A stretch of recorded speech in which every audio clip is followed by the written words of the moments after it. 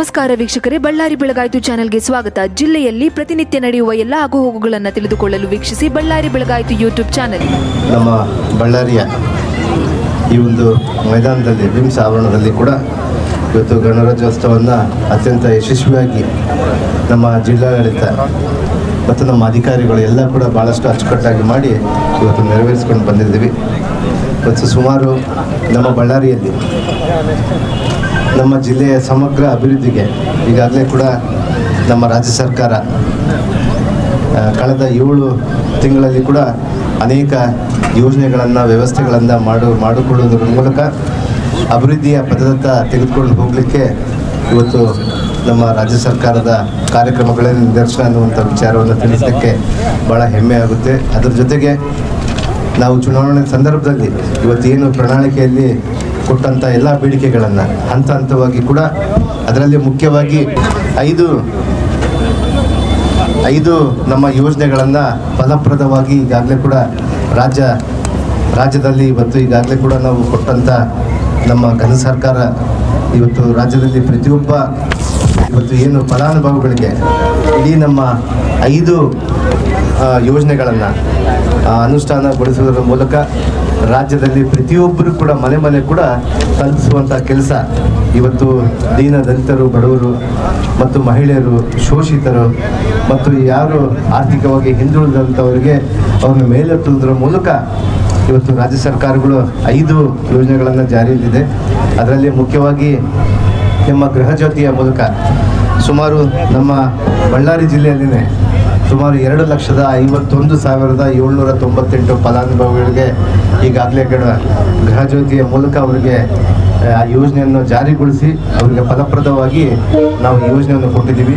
ಅದರ ಜೊತೆಗೆ ನಮ್ಮ ಬಳ್ಳಾರಿ ಜಿಲ್ಲೆಯಲ್ಲಿ ಗೃಹಲಕ್ಷ್ಮಿಯ ಮೂಲಕ ಇವತ್ತು ನಮ್ಮ ಗೃಹಲಕ್ಷ್ಮಿಯಲ್ಲಿ ಮಹಿಳೆಯರಿಗೆ ಒಂದು ಶಕ್ತಿ ತುಂಬಬೇಕು, ಮಹಿಳೆಯರ ಮನೆಗಳಲ್ಲಿ ಅಥವಾ ತಮ್ಮ ಜೀವನದಲ್ಲಿ ಒಂದು ಶಕ್ತಿ ಕೊಡಬೇಕು ಅನ್ನುವಂಥ ವಿಚಾರದಿಂದ ನಮ್ಮ ಕಾಂಗ್ರೆಸ್ ಸರ್ಕಾರ ಇವತ್ತು ಘನ ಸರ್ಕಾರ ಮಾನ್ಯ ಸಿದ್ದರಾಮಯ್ಯ ಸಾಹೇಬರ ಮತ್ತು ಉಪಮುಖ್ಯಮಂತ್ರಿಯಾದಂಥ DK ಶಿವಕುಮಾರ್ ಸಾಹೇಬರ ಸರ್ಕಾರ ಇವತ್ತು ಗೃಹಲಕ್ಷ್ಮಿಗಾಗಿಯೇ ಸುಮಾರು ನಮ್ಮ ಜಿಲ್ಲೆಯಲ್ಲಿ 2,69,668 ಫಲಾನುಭವಿಗಳಿಗೆ ಈಗಾಗಲೇ ಕೂಡ ನಾವು ನಮ್ಮ ಗೃಹಲಕ್ಷ್ಮಿ ಯೋಜನೆಯನ್ನು ಕೊಡುವಂಥದ್ದು ಜಾರಿಯಾಗಿದೆ.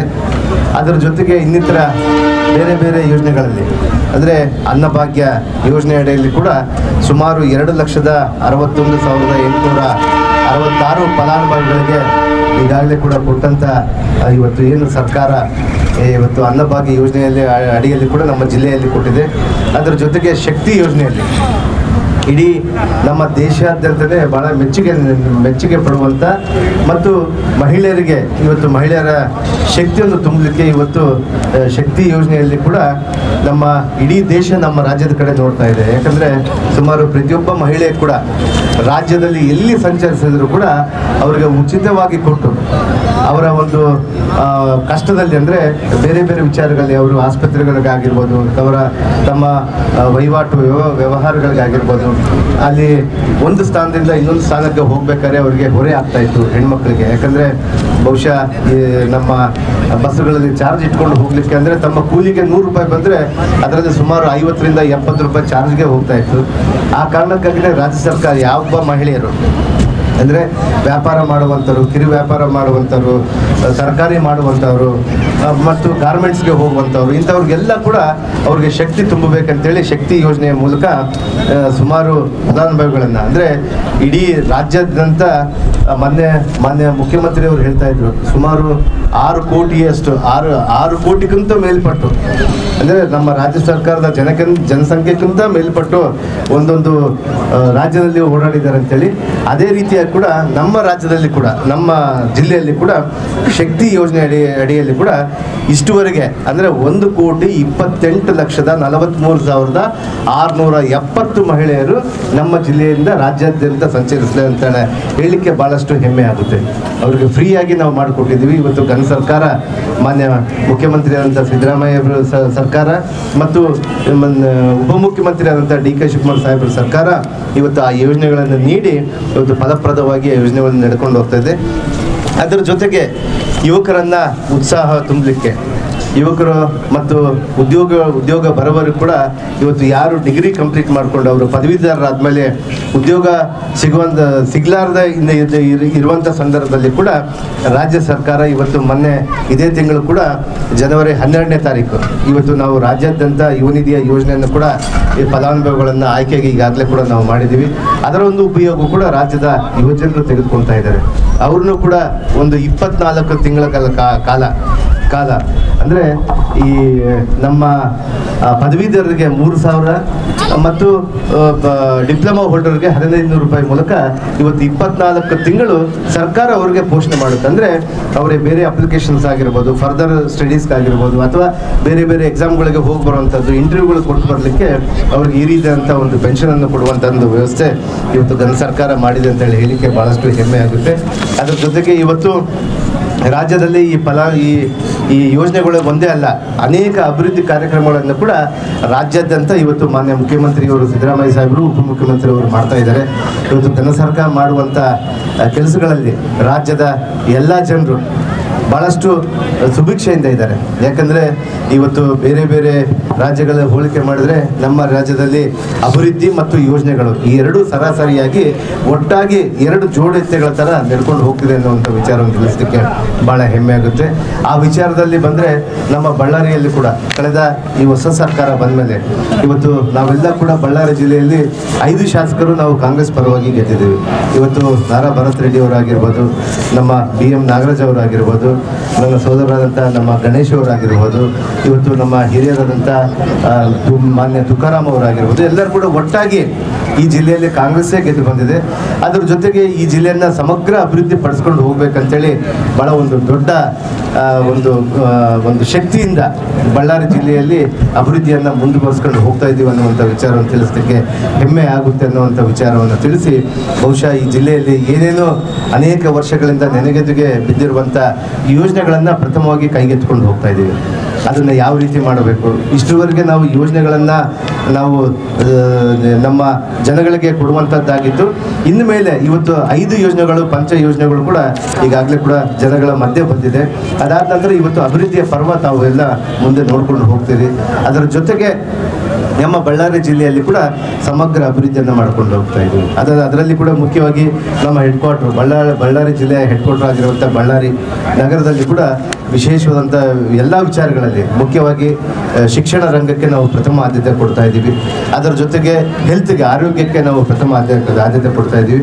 ಅದರ ಜೊತೆಗೆ ನಮ್ಮ ಮೂಲಭೂತ ಸೌಕರ್ಯಗಳ ಪ್ರಕಾರ ಇವತ್ತೇನು ರಸ್ತೆಗಳು, ಚರಂಡಿಗಳು ಇವನ್ನೆಲ್ಲ ಕೂಡ ಕೊಡೋದರ ಜೊತೆಗೆ ಮುಖ್ಯವಾಗಿ ನಮ್ಮ ಬಳ್ಳಾರಿ ನಗರಕ್ಕೆ ಮತ್ತು ಗ್ರಾಮಾಂತರಕ್ಕೂ ಕೂಡ 24x7 ಕುಡಿಯುವ ನೀರನ್ನು ಕೊಡುವಂಥದ್ದನ್ನು ನಾವು ಈಗಾಗಲೇ ಕೂಡ ಯೋಜನೆಗಳನ್ನು ಹಲವಾರು ಬಾರಿ ನಮ್ಮ MDಗಳ ಮೂಲಕ ಮತ್ತು ಮಾನ್ಯ ಮಂತ್ರಿಗಳ ಮೂಲಕ ಅವರಿಗೆಲ್ಲ ಕೂಡ ಮನವಿಯನ್ನು ಮಾಡಿದ್ದೀವಿ. ಅದರ ಜೊತೆಗೆ ಇವತ್ತು ಬಹುಶಃ ಬಳ್ಳಾರಿಗೆ ಒಂದು ದೊಡ್ಡ ವರ ಅಂದರೆ ನಮಗೆ KMERC ಅಂದರೆ ನಮ್ಮ ಗಣಿ ಬಾಧಿತ ಪ್ರದೇಶಗಳಿಂದ ಬರುವಂಥ ಹಣದಲ್ಲಿ ಕೂಡ ನಮ್ಮ ಬಳ್ಳಾರಿಯ ಪಾಲು ಕೂಡ ಬಹಳ ದೊಡ್ಡ ಮಟ್ಟದಲ್ಲಿದೆ. ಇವತ್ತು ಸಂಡೂರು ಮತ್ತು ಬಳ್ಳಾರಿ ಇವತ್ತು ನಮ್ಮ ಜಿಲ್ಲೆಯಲ್ಲಿ ಈ 2 ಭಾಗದಲ್ಲಿ ಕೂಡ ಅನೇಕ ವಿಚಾರಗಳನ್ನು ಡೆವಲಪ್ಮೆಂಟ್ ಮಾಡ್ಕೊಂಡು ಹೋಗ್ತಾ ಇದ್ವಿ.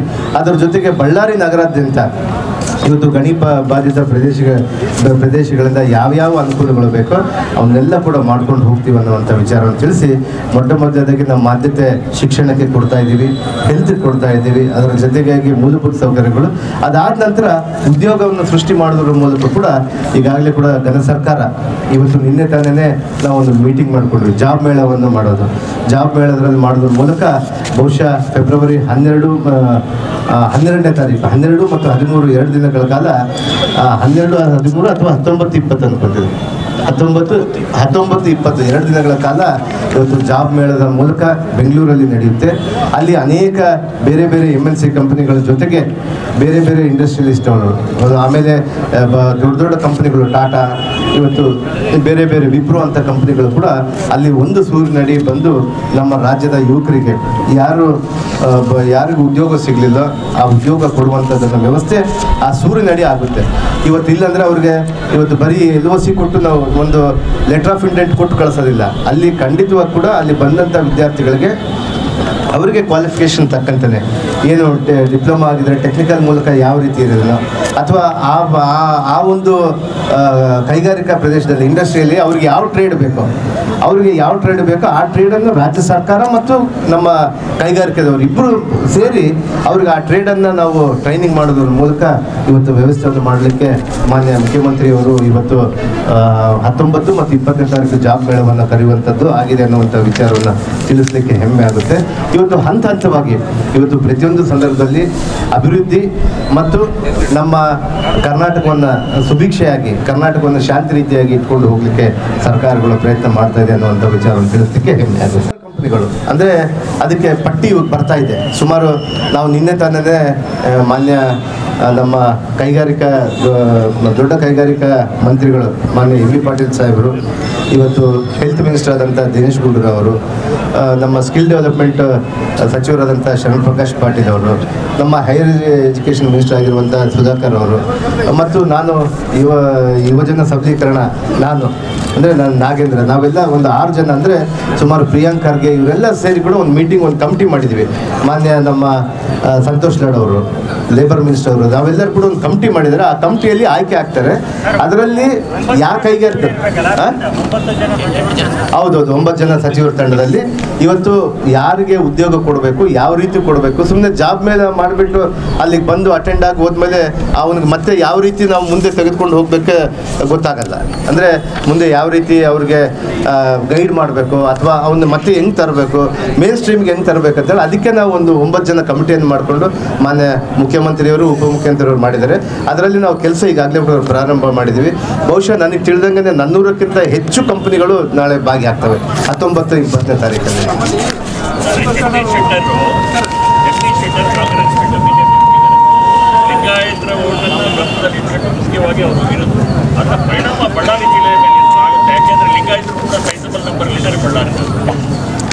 ಖಂಡಿತವಾಗಿ ಮಾನ್ಯ ಹಿರಿಯರಾದಂಥ ಜಗದೀಶ್ ಶೆಟ್ಟರ್ ಅವರು ಇವತ್ತು ಅವರು ಯಾಕೆ ಆ ನಿರ್ಧಾರ ಮಾಡಿದಾರೋ ನನಗಂತೂ ಗೊತ್ತಿಲ್ಲ. ನಾನು ಇವತ್ತು ಮಾಧ್ಯಮದಲ್ಲಿ ನೋಡ್ತಾ ಇದ್ದೆ, ಅವರ ಒಬ್ಬ ಶಿಷ್ಯ ಅಂದರೆ ನನ್ನ ಸ್ನೇಹಿತರು ಅವರು ಕೂಡ ಮನೆನಕೊಪ್ಪ ನರಗುಂದ ಶಾಸಕರು ಅವರು ಇದ್ದರು. ಅವರು ನನಗೆ ಭಾಳ ಶಂಕರಣ್ಣ ಮನೆನಕೊಪ್ಪ ಅಂತೇಳಿ ಭಾಳ ಆತ್ಮೀಯರು ನನಗೆ ಕೂಡ. ಅವರು ಕಾಂಗ್ರೆಸ್ಗೆ ಬರೋದಿತ್ತು, ಅವ್ರಿಗೆ ಬರಮಾಡ್ಕೊಂಡಿಲ್ಲ ಅಂತೇಳಿ ವಿಚಾರದಿಂದ ಅವರು ಬೇಜಾರಾಗಿಬಿಟ್ಟು ಮತ್ತು BJP ಪಕ್ಷವನ್ನು ಸೇರಿದ್ದಾರೆ ಅಂತೇಳಿ ಮಾಧ್ಯಮದಲ್ಲಿ ನಾನು ಇವತ್ತು ಬೆಳಿಗ್ಗೆ ನೋಡ್ತಾ ಇದ್ದೆ. ಆದರೆ ಹಿರಿಯರಾದಂಥ ಜಗದೀಶ್ ಶೆಟ್ಟರ್ ಅವರು ಇವತ್ತು ನಮ್ಮ ಪಕ್ಷಕ್ಕೆ ಸೇರಿದ ಮೇಲೆ ಮಾನ್ಯ ಜಗದೀಶ್ ಶೆಟ್ಟರ್ ಅವ್ರನ್ನ ಭಾಳಷ್ಟು ಒಂದು ಉತ್ತಮ ರೀತಿಯಲ್ಲಿ ನಾವು ನೋಡ್ಕೊಂಡು ಹೋಗಿದ್ದೀವಿ. ನಮ್ಮ ಪಕ್ಷ ಯಾವತ್ತೂ ಕೂಡ ಅವ್ರನ್ನ ಕಡೆಗಣಿಸಿಲ್ಲ. ಮತ್ತು ಅವರು ಚುನಾವಣೆಯಲ್ಲಿ ಸೋತ ಮೇಲೆ ಕೂಡ ಅವರಿಗೆ ಒಂದು MLC ಸ್ಥಾನ ಕೊಟ್ಟಿದ್ದೀವಿ. ಅವ್ರನ್ನ ಗೌರವದಿಂದ ನಡ್ಕೊಂಡು ಹೋಗ್ತಾ ಇದ್ದೇವೆ. ಇವತ್ತು ಕಾಂಗ್ರೆಸ್ನಲ್ಲಿ ಯಾಕಂದರೆ ಭಾಳ ದೊಡ್ಡ ಸಂಖ್ಯೆಯಲ್ಲಿರುವಂಥದ್ದು ಕಾಂಗ್ರೆಸ್, ಅಂದರೆ ಯಾವತ್ತೂ ಕೂಡ ಸಮುದ್ರದಂತೆ ಇರುವಂಥದ್ದು ಕಾಂಗ್ರೆಸ್ ಅಂತ ಹೇಳ್ತಾ ಇರ್ತಾರೆ. ಹಂತವಾಗಿ ಎಲ್ಲರೂ ಕೂಡ ಒಂದು ಏನೇನು ಸ್ಥಾನಮಾನಗಳು ಸಿಗಬೇಕು ಸಿಗ್ತಾ ಇತ್ತು. ಆದರೆ ಮಾನ್ಯ ಜಗದೀಶ್ ಶೆಟ್ಟರ್ ಸಾಹೇಬರು ಯಾಕೆ ಹಂಗೆ ಮಾಡಿದಾರೋ ನಮಗೂ ಆಶ್ಚರ್ಯ ಆಗ್ತಾ ಇದೆ. ಯಾಕಂದರೆ ಯಾವತ್ತೂ ಕೂಡ ಅವರು ಭಾಳ ಸೌಮ್ಯ ಸ್ವಭಾವದವರು. ಇಲ್ಲ, ಖಂಡಿತವಾಗಿ ಕೂಡ ಮಾನ್ಯ ಜಗದೀಶ್ ಶೆಟ್ಟರ್ ಅವರು ಆ ಜಿಲ್ಲೆಯಲ್ಲಿ ಅಂದರೆ ಸುಮಾರು ಇವತ್ತು ಧಾರವಾಡ ಭಾಗದಲ್ಲಿ ಕೂಡ ಅವರು ಭಾಳಷ್ಟು ಅಂದರೆ ಭಾಳ ದೊಡ್ಡ ಪಾಪ್ಯುಲರ್ ಲೀಡರ್ ಆಗಿದ್ದಾರೆ. ಅವರು ಕೂಡ ಅಲ್ಲಿ ಎಫೆಕ್ಟ್ ಆಗ್ಬೋದು. ನಮ್ಮ ಉತ್ತರ ಕರ್ನಾಟಕ ಭಾಗದಲ್ಲಿ ಕೂಡ ಅವ್ರದ್ದು ಎಫೆಕ್ಟ್ ಅಂತಲ್ಲ. ಇವತ್ತು ಕಾಂಗ್ರೆಸ್ ಪಕ್ಷಕ್ಕೆ ಇವತ್ತು ಯಾವ ಒಬ್ಬ ವ್ಯಕ್ತಿಯಿಂದ ನಾವು ನಡೆಸ್ಕೊಂಡು ಹೋಗಲ್ಲ. ನಮ್ಮ ಕೆಲಸಗಳಿಂದ ಕಾಂಗ್ರೆಸ್ನ ಇವತ್ತೇನು ಎಲ್ಲ ಒಗ್ಗೂಡಿಸ್ಕೊಂಡು ಅಂದರೆ ಪ್ರತಿಯೊಬ್ಬರು ಕೂಡ ನಾವು ಕೆಲಸ ಮಾಡುವಂಥ ನಿಟ್ಟಿನಲ್ಲಿ ಇವತ್ತು ಕಾಂಗ್ರೆಸ್ ಸರ್ಕಾರ ಹೋಗ್ತದೆ. ಯಾವೊಬ್ಬ ವ್ಯಕ್ತಿಯಿಂದ ಕೂಡ ಓಟು ಬದಲಿ ಆಗೋದಂತೂ ಸುಳ್ಳು ಅಂತ ಹೇಳಿಕ್ಕೆ ನಾನು ಇಷ್ಟಪಡ್ತೀನಿ. ಯಾಕಂದರೆ ನಾನು ಕಾಂಗ್ರೆಸ್ನ ಕಟ್ಟಾಳಾಗಿ ನಾನು ಹೇಳ್ತಾ ಇದ್ದೀನಿ, ಕಾಂಗ್ರೆಸ್ಗೆ ಆ ಪರಿಸ್ಥಿತಿ ಇನ್ನೂ ಬಂದಿಲ್ಲ. ಯಾವೇ ಒಬ್ಬ ವ್ಯಕ್ತಿ ಬಂದು ಆ ಕಾಂಗ್ರೆಸ್ ಪಾರ್ಟಿನ ಗೆಲ್ಲಿಸೋದಾಗಿರ್ಬೋದು, ಯಾವ ಒಬ್ಬ ವ್ಯಕ್ತಿ ಬಿಟ್ಟು ಹೋದ್ಮೇಲೆ ಕಾಂಗ್ರೆಸ್ ಪಾರ್ಟಿ ಸೋಲುತ್ತೆ ಅನ್ನೋದಕ್ಕೆ ಅದು ನಾನು ಸ್ಪಷ್ಟವಾಗಿ ನಿರಾಕರಣೆ ಮಾಡ್ತೀನಿ. ಜಗದೀಶ್ ಶೆಟ್ಟರ್ ಅವರು ಹಿರಿಯರಿದ್ದಾರೆ, ಈ ಭಾಗದಲ್ಲಿ ಭಾಳ ಪ್ರಚಲಿತರಿದ್ದಾರೆ. ಎಸ್ಪೆಷಲಿ ಉತ್ತರ ಕರ್ನಾಟಕ ಭಾಗದಲ್ಲಿ ಸಮುದಾಯದಲ್ಲಿ ಕೂಡ ಒಂದು ಪ್ರಭಾವಿ ನಾಯಕರಿದ್ದಾರೆ. ಇವತ್ತು ನಮ್ಮಲ್ಲಿ ಕೂಡ ಪ್ರಭಾವಿ ನಾಯಕರು ಸಮುದಾಯದಲ್ಲಿದ್ದಾರೆ. ನಮಗೆ MB ಪಾಟೀಲ್ ಅವರಿದ್ದಾರೆ, ಅನೇಕ ಜನರು ಮುಖಂಡರು, ಶಾಮನೂರು ಶಿವಶಂಕರಪ್ಪನವರಿದ್ದಾರೆ, ಮಲ್ಲಿಕಾರ್ಜುನ ಅವರು ಇದ್ದಾರೆ. ಈ ರೀತಿಯಾಗಿ ಅನೇಕ ಜನರು ಕೂಡ ನಮ್ಮಲ್ಲಿ ಇದ್ದಾರೆ. ಇವತ್ತು ಯಾರು ಕೂಡ ಈಶ್ವರ್ ಖಂಡ್ರೆ ಅವರು, ಇವತ್ತು ಅನೇಕ ಜನರು ನಮ್ಮಲ್ಲಿ ಕೂಡ ಲಿಂಗಾಯತ ಲೀಡರ್ ಆಗಿ ಪಾಪ್ಯುಲರ್ ಆಗಿದ್ದಂಥವ್ರು ಇದ್ದಾರೆ. ಅವರೆಲ್ಲ ಕೂಡ ಇಟ್ಕೊಂಡು ನಾವು ಮುಂದೆ ಹೋಗ್ತೀವಿ. ಮೊನ್ನೆ ಜಗದೀಶ್ ಶೆಟ್ಟರ್ ಅವ್ರಿಗೆ ಸ್ವತಂತ್ರರಿದ್ದಾರೆ, ಅವ್ರಿಗೂ ಆ ನಿರ್ಧಾರ ತೆಗೆದುಕೊಳ್ಳಲಿಕ್ಕೆ ಅವ್ರಿಗೆ ಅವಕಾಶ ಇದೆ. ಆದರೆ ಇವತ್ತು ನಮಗೆ ನೋವಾಗ್ತಿದೆ. ಮಾನ್ಯ ಇಲ್ಲ ಇಲ್ಲ ಆ ರೀತಿಯಾಗಿ ನಾನು ಮಾನ್ಯ ನಮ್ಮ ಅಧ್ಯಕ್ಷರಾದಂಥ ಡಿ ಕೆ ಶಿವಕುಮಾರ್ ಸಾಹೇಬರು ಕೂಡ ಮೊನ್ನೆ ಮಾತಾಡಿದಾಗ ಕೂಡ ಮೊನ್ನೆ ಬೆಳಿಗ್ಗೆ ಏನು ಈ ರೀತಿ ಬರ್ತದೆ ಅಂದರೆ ಅದೆಲ್ಲ ಸುಳ್ಳು ಅಂತ ಹೇಳಿದ್ದಾರೆ ಅವರು. ಮಾನ್ಯ ಡಿ ಕೆ ಶಿವಕುಮಾರ್ ಸಾಹೇಬರು ಕೂಡ ಅದನ್ನು ಹೇಳ್ತಾ ಇದ್ರು, ಮಾಧ್ಯಮದಲ್ಲಿ ಹೇಳ್ತಾ ಇದ್ರು, ಜಗದೀಶ್ ಶೆಟ್ಟರ್ ಅವರು ಕೂಡ ಹೇಳ್ತಾ ಇದ್ರು ಅದನ್ನು, ನಾನು ಯಾವುದೇ ಕಾರಣಕ್ಕೆ ಹೋಗಲ್ಲ ಅಂತೇಳಿ. ಬಟ್ ಏನು ಒತ್ತಡಗಳಿದ್ದಾವೋ ಮತ್ತು ಇವತ್ತು ನಮ್ಮ ಪಕ್ಷದ ಸದಸ್ಯರುಗಳ ಮೇಲೆ ಯಾಕಷ್ಟು ಬಿಜೆಪಿ ಅವ್ರಿಗೆ ಪ್ರೀತಿ ಬಂದಿದೆ ಗೊತ್ತಿಲ್ಲ. ಇವತ್ತು ಎಲ್ಲ ಹೇಳ್ತಾ ಇರ್ತಾರೆ, ಇವತ್ತು ಮೋದಿ ಅಲೆ, ಇವತ್ತು ಪ್ರಧಾನಮಂತ್ರಿ ಅವರ ಅಲೆ ಅಂತ ಹೇಳ್ತಾ ಇರ್ತಾರೆ. ಏನ್ರಿ ಗೊತ್ತಿಲ್ಲ, ಬೀಗತನ ಇವತ್ತು ರಾಜಕೀಯದಲ್ಲಿ ಇರೋದಿಲ್ಲ. ಖಂಡಿತವಾಗಿ ಲಕ್ಷ್ಮಣ್ ಸವದಿ ಅವರು ಸ್ಪಷ್ಟವಾಗಿ ಹೇಳಿದ್ದಾರೆ, ಅದು ಜಗದೀಶ್ ಶೆಟ್ಟರ್ ಅವ್ರ ನಿರ್ಧಾರ, ಇದು ನನ್ನ ನಿರ್ಧಾರ ಅಲ್ಲ. ನಾನು ಖಂಡಿತವಾಗಿ ಕೂಡ ಇದೇ ಪಕ್ಷದಲ್ಲಿ ಉಳಿತೀನಿ, ಅದರ ಜೊತೆಗೆ ಇನ್ನು ಬಿಜೆಪಿಯಲ್ಲಿ ಯಾರನ್ನು ಬಂದರೆ ತೆಗೆದುಕೊಂಡು ಬರ್ತೀನಿ ಅಂತ ಕೂಡ ಹೇಳಿದ್ದಾರೆ ಅವರು.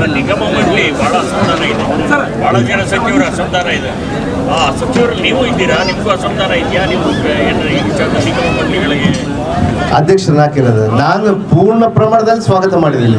ನನ್ನ ಪರಿಶಿಷ್ಟ ಪಂಗಡದ ಇಲಾಖೆಗೆ ಬರುವಂಥದ್ದನ್ನು ವಾಲ್ಮೀಕಿ ನಿಗಮಕ್ಕೆ ನನ್ನ ಸೋದರರಾದಂಥ ಮಾನ್ಯ ಬಸವನಗೌಡ ದದ್ದಲ್ ಅವ್ರನ್ನು ಮಾಡಿದ್ದಾರೆ. ನಾನು ಸ್ವಾಗತ ಮಾಡಿದ್ದೀನಿ. ಅವರು ಬೇಡ ಅಂತ ಹೇಳ್ತಾ ಇದ್ರೆ ನಾನು ಹೇಳಿದೆ, ನೀನು ಇಟ್ಕೋಪ ನನ್ನ ಜೊತೆಗಿರು ಅಂತ ಹೇಳ್ತಾ ಇದ್ವಿ. ಈ ರೀತಿ ನಾವು ಒಬ್ರಿಗೊಬ್ರಿಗಿದ್ದೀವಿ. ಯಾವ ಮಂತ್ರಿಗಳಿಗೆ ಆಗಲಿ ಕೂಡ, ಯಾರಿಗೂ ಆಗಲಿ ಕೂಡ, ಯಾವೊಬ್ಬ ಶಾಸಕರನ್ನ ಕೊಟ್ಟಿದ್ದಕ್ಕೆ ಯಾವುದೂ ಅಸಮಾಧಾನ ಇಲ್ಲ. ನಾನು ಪೂರ್ಣ ಪ್ರಮಾಣದಲ್ಲಿ ಸ್ವಾಗತ ಮಾಡ್ತೀವಿ. ಇವತ್ತು ಇದು ಒಂದು ರಾಷ್ಟ್ರೀಯ ಪಕ್ಷದಲ್ಲಿ ನಮ್ಮ ಕಾಂಗ್ರೆಸ್ನಲ್ಲಿ ಒಂದು ನಿರ್ಧಾರ ಆಗಿದೆ ಅಂದರೆ ಆ ನಿರ್ಧಾರಕ್ಕೆ ಮುಖ್ಯಮಂತ್ರಿ, ಉಪಮುಖ್ಯಮಂತ್ರಿ ಮತ್ತು ಮಂತ್ರಿಗಳು ಅದಕ್ಕೆ ತಲೆ ಬಾಗಲೇಬೇಕಾಗಿದೆ. ಯಾರು ಕೂಡ ಅದಕ್ಕೆ ಎದುರು ಮಾತಾಡುವಂಥದ್ದು ಇರೋದಿಲ್ಲ ನಮ್ಮ ಸಂಪ್ರದಾಯದಲ್ಲಿ.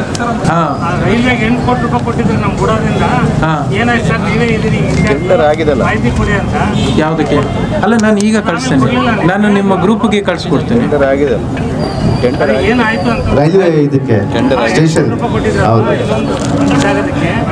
ಏನಾಯ್ತು ಅಂತ ಟೆಂಡರ್ ಆಗಿದೆ, ಅಲ್ಲಿ ಸ್ಕೂಲ್ ನಡೀತಿದೆಯಲ್ಲ, ಅವ್ರು ಹಾಲಿಡೇಸ್ ಕೊಟ್ಟ ಮೇಲೆ ಅಲ್ಲಿ ಕೆಲಸ ಸ್ಟಾರ್ಟ್ ಆಗಿದೆ. ಇಲ್ಲಿ ನಮ್ಮ ದುರ್ಗಮಠ ಅಂಡರ್ ಪಾಸ್ ಅದು ಪ್ರೋಸೆಸ್ ಅಲ್ಲಿ ಇದೆ. ಅದರಲ್ಲಿ ಈಗ ನೀವು ಮತ್ತೆ ಭರತ್ ರೆಡ್ಡಿ ಅವರು ಏನು ಭಿನ್ನಾಭಿಪ್ರಾಯ ಇಲ್ಲ ಅಂತ ಹೇಳ್ತೀರಿ. ಭರತ್ ರೆಡ್ಡಿ ಅವರು ಶಂಕುಸ್ಥಾಪನೆ ಮಾಡ್ತಾರೆ ಸೆಕೆಂಡ್ ಟೈಮ್.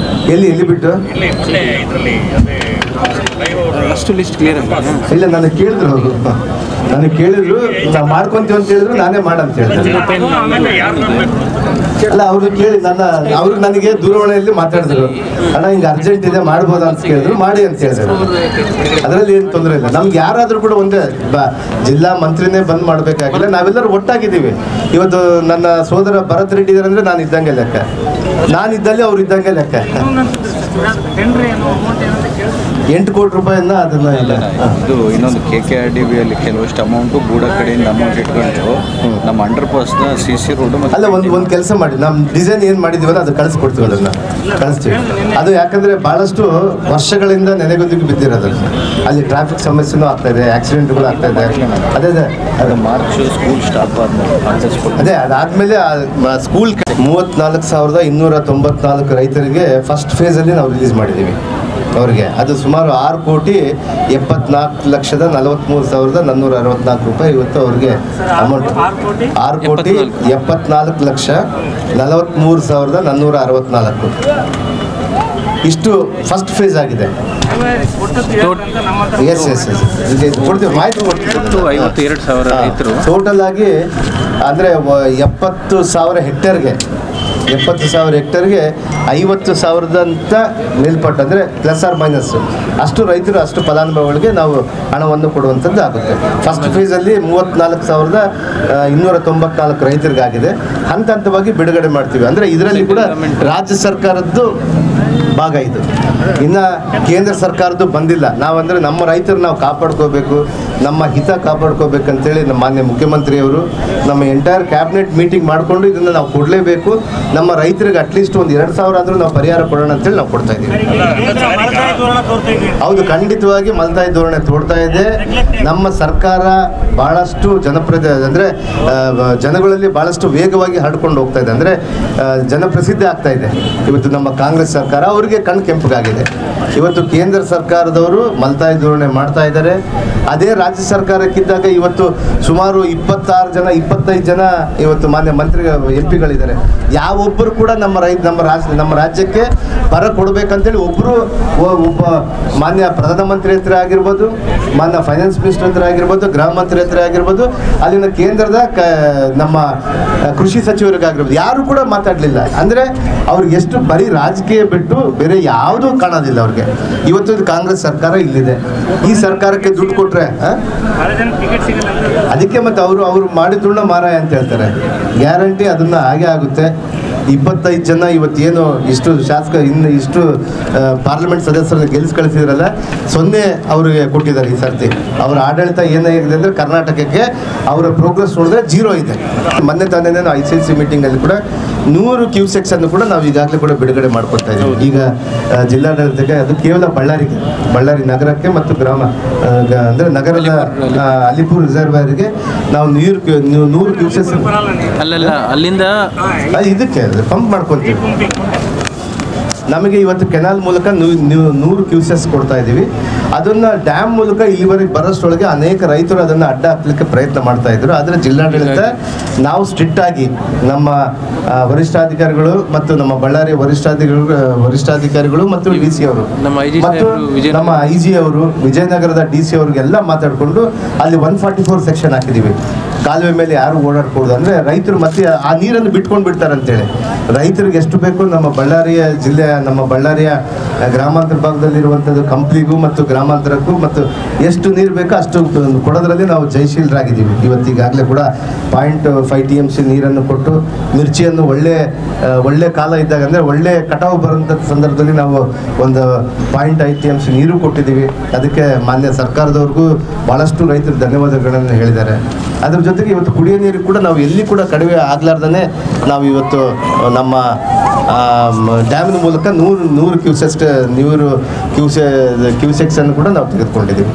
ಸರ್, ಈಗ ಅದು ಜೀನ್ಸ್ ಪಾರ್ಕ್ ಬಗ್ಗೆ ಕಳೆದ ಬಜೆಟ್ನಲ್ಲಿ ನಿರೀಕ್ಷೆ ಇತ್ತು, ಏನೂ ಆಗಲಿಲ್ಲ. ಎಷ್ಟು ಹೊಡಿಬೋದು ಈ ಸಾರಿ ಆದರೂ ಮಾಡ್ತಾರಿಲ್ಲ ಅಂತ. ಯಾಕಂದರೆ ನಿಮ್ಮ CWC ಮೆಂಬರ್ ರಾಜ್ಯಸಭಾ ಸದಸ್ಯರು ಲೆಟ್ರ್ ಕೊಡ್ತಾರೆ, ದಯವಿಟ್ಟು ಹೋದ ಸಾರಿ ಆಗಬೇಕಾಗಿತ್ತು, ಡಿಗ್ರಿಗಳು ಕೆಲವೊಂದು ಈ ಸಾರಿ ಆದರೂ ಸೇರಿಸಿ ಅಂತ. ಖಂಡಿತವಾಗಿ ಕೂಡ ಮಾನ್ಯ ನಾವು ಪ್ರೀ ಬಜೆಟ್ ಮೀಟಿಂಗಲ್ಲಿ ಮೊನ್ನೆ ನನ್ನ ಇಲಾಖೆ ಜೊತೆಗೆ ಇವತ್ತು ನಾವು ಬಳ್ಳಾರಿಗೆ ಏನೇನು ಬೇಕಂತೇಳಿ ಕೂಡ ಮಾನ್ಯ ಮುಖ್ಯಮಂತ್ರಿಯವರು ನನ್ನ ಪ್ರೀ ಬಜೆಟ್ ಮೀಟಿಂಗಲ್ಲಿ ಕೂಡ ಮೊನ್ನೆ ಇತ್ತು. ನಾವು ನಮ್ಮ ಇಲಾಖೆಯ ಜೊತೆಗೆ ನಮ್ಮ ಬಳ್ಳಾರಿ ಜಿಲ್ಲೆಗೆ ಪ್ರಪ್ರಥಮವಾಗಿ ನಾವು ಮಾತಾಡಿದ್ದೆ ಜೀನ್ಸ್ ಪಾರ್ಕ್ ಬಗ್ಗೆ. ಇವತ್ತು ಮಾನ್ಯ ರಾಹುಲ್ ಗಾಂಧೀಜಿಯವರು ಇದನ್ನು ಹೇಳಿದ್ದಾರೆ. ಅಂದರೆ ಖಂಡಿತವಾಗಿ ಕೂಡ ಈ ಒಂದು ಬಡ್ಜೆಟಲ್ಲಿ ಮಾನ್ಯ ಮುಖ್ಯಮಂತ್ರಿ ಅವರನ್ನು ಸೇರಿಸ್ಕೊತಾರೆ.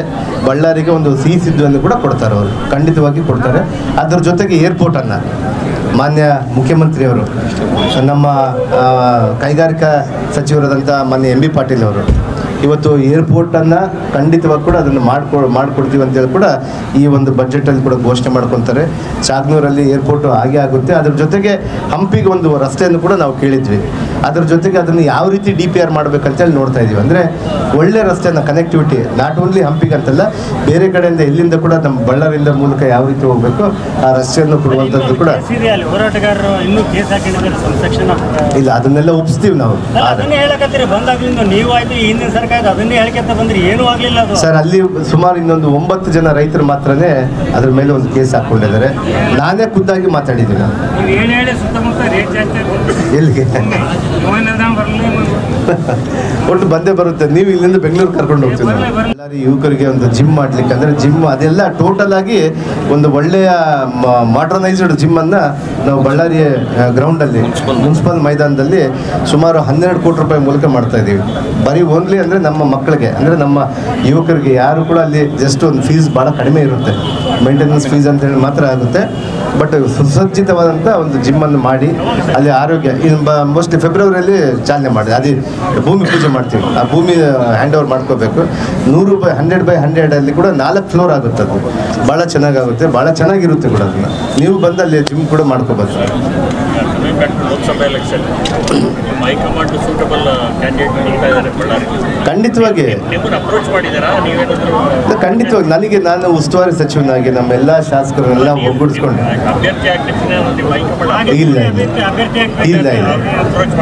ಇಲ್ಲ ನಾನು ಯಾರು ಕೂಡ ಹೈಕಮಾಂಡ್ ಅವರು ಇದುವರೆಗೂ ಕೂಡ ನನ್ನ ಕೇಳಿಲ್ಲ. ಅಲ್ಲ, ಕೇಳಿ ಅವ್ರು ಕೇಳಿದಾಗ ನಿಮ್ಗೆ ಹೇಳ್ತೀನಿ ನಾನು. ಮಾಡ್ತೀವಿ ಅದನ್ನ. ನಾವು ಶಾಸಕರು ಶಾಸಕರೆಲ್ಲ ಸೇರಿ ಮಾಡ್ತಾ ಇದ್ದೀವಿ ಅದನ್ನು. ಇಲ್ಲ ನಿಗದಿ ಮಾಡಿಲ್ಲ, ಅದನ್ನು ನಾವು ಇಮಿಡಿಯೇಟ್ ಆಗಿ ಮಾಡ್ಕೊತೀವಿ. ನಾವು ಅದನ್ನು ಮಾಡಿಕೊಂಡು ಅದ್ರ ಜೊತೆಗೆ ಯುವ ಜನೋತ್ಸವವನ್ನು ಕೂಡ ಮಿಕ್ಸ್ ಮಾಡಿ ಎರಡನ್ನೂ ಮಾಡ್ತೀವಿ. ಒಳ್ಳೆ ವಿಜೃಂಭಣೆಯಿಂದ ಮಾಡ್ಬೇಕಂತೇಳಿ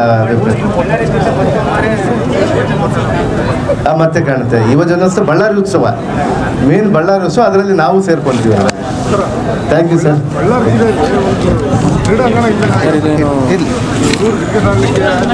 ಇಲ್ಲ, ಒಂದು ಸುಸಜ್ಜಿತ ಕ್ರೀಡಾಂಗಣ.